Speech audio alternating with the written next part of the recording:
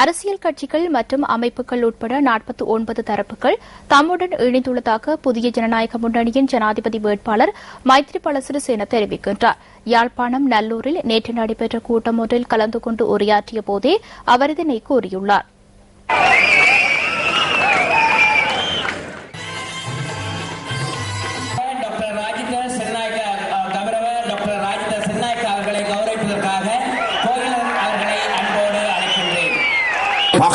அரசியல் கட்சிகள் அமைப்புகள் உட்பட 49 தரப்பினர் எம்முடன் இருக்கின்றனர். முஸ்லிம் காங்கிரஸ் மற்றும் முஸ்லிம் தேசிய முன்னணி ஆகியனவும் எமக்கு ஆதரவு தெரிவித்துள்ளன. இதற்கமைய பொது செயற்திட்டத்தில் ஒன்றிணையுமாறு தமிழ் தேசிய கூட்டமைப்பிற்கும் நாம் அழைப்பு விடுத்தோம். மஹிந்த ராஜபக்சவும் தமிழ் தேசிய கூட்டமைப்புக்கு அழைப்பு விடுத்திருந்தார். எவ்வித ஒப்பந்தமும் இல்லாது மிகவும் ஒத்துழைப்புடனும் புரிந்துணர்வுடனும் எமக்கு ஆதரவு அளிப்பதற்கு தமிழ் தேசிய கூட்டமைப்பினர் முன்வந்துள்ளமையை நான் மிகவும் மகிழ்ச்சியுடன் இந்த சந்தர்ப்பத்தில் தெரிவித்துக் கொள்கிறேன். இந்த தேசிய பிரச்சினை தொடர்பில் ராஜபக்சக்களுடன் நான் பல்வேறு சந்தர்ப்பங்களிலும் முரண்பட்டுள்ளேன். இந்த பிரச்சினைக்கு தீர்வாக ராஜபக்சக்களுடன் இன்று மோதுவதில் எவ்வித பயனும் இல்லை. அதனால் தான் ராஜபக்சக்களை தோற்கடிக்கும் தீர்மானத்தினை நாம் எடுத்தோம். ராஜபக்சக்கள் இருக்கும் வரை வடக்கில் உள்ள மக்கள் சிறந்த வாழ்வு கிடைக்கப் போவதில்லை.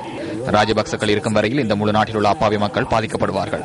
இந்த நாட்டில் உள்ள இனவாதம் மற்றும் மதவாதத்தினை நாம் முற்றாக இல்லாதொழித்து அனைத்து இன மக்களையும் அனைத்து மதத்தினரையும் ஒன்றிணைக்க செய்யும் நடவடிக்கையினை எதிர்வரும் 9ஆம் தேதி முதல் ஆரம்பிக்கும்.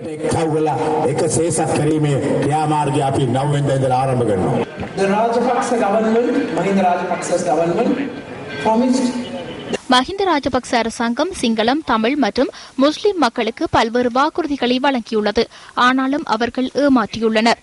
மீள்குடியேற்றமே உங்களுக்கு காணப்படும் பாரிய பிரச்சினை என்பது எமக்கு தெரியும். ஏனெனில் உங்களது சொந்த இடங்களில் மீள்குடியமர்த்துவதற்கு உங்களுக்கு அனுமதி இல்லை.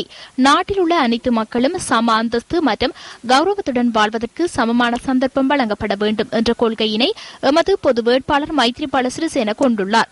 இந்த நாட்டின் பாதுகாப்பு தொடர்பில் நாம் அதிகபட்ச கரிசனையை செலுத்துவோம். நாட்டின் பாதுகாப்பு தொடர்பில் கவனத்தில் கொள்ளாதிருக்க மாட்டோம்.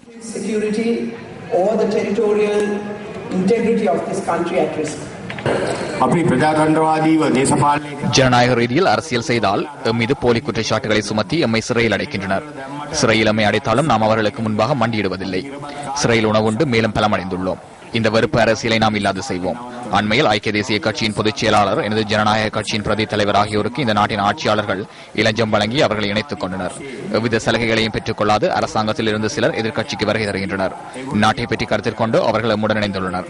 கட்சி ஒன்று ஆட்சிக்கு வந்தால் நாட்டில் உள்ள 200 லட்சம் பேர் இனவாதம் மதவாதமின்றி அனைவருடனும் இணைந்து பணியாற்றக்கூடிய அரசியல் கலாச்சாரம் ஒன்று இருக்க வேண்டும்.